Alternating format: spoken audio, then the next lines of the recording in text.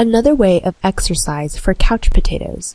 As soon as Popeye squeezed out his can and swallowed all the spinach at any exigent situation, he would suddenly turn into a combination of a Transformer and Superman to fight for his girlfriend Olive Oil.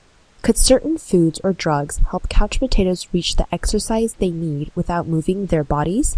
It would be the best if we could have the benefits of exercise without any of the efforts such as sweating on the treadmill or forcing ourselves to repetitive sit-ups.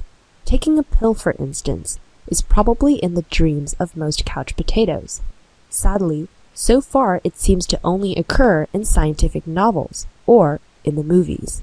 However, this scenario might not be a ridiculous fantasy but a serious scientific goal. Scientists have recently published a major breakthrough. They have created a blueprint of molecular reactions to exercise. The findings from a recent research show that exercise causes 1,000 molecular changes in skeletal muscles. The goal is to identify the most important changes so that they can be replicated by using drugs. Researchers worked together on a study which utilized a technique called mass spectrometry to study the protein changes in skeletal muscle after exercise. The study was based on the analysis of the muscle biopsy from 4 healthy males before they exercise, and then the researchers collected a second sample of muscle after the males rode the exercise bicycles as hard as they could for 10 minutes. These samples were then shipped to Sydney, Australia, where they were examined. We have created an exercise reaction blueprint that lays the foundation for future treatments, and the end goal is to mimic the effects of exercise.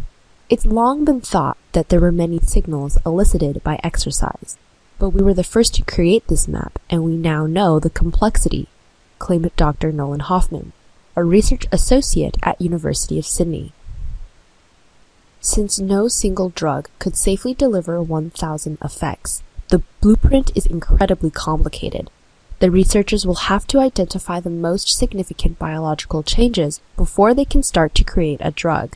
Though it sounds like a gift to the lazy, such a treatment could transform the lives of many who cannot exercise.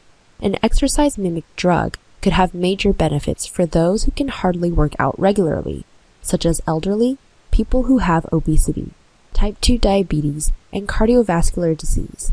They also plan to create an exercise blueprint for diseased individuals in order to identify the important differences from healthy people. Is it the dream come true? Not yet. It took 3 years to create the exercise blueprint, and it will require many more before a pill could conceivably be available.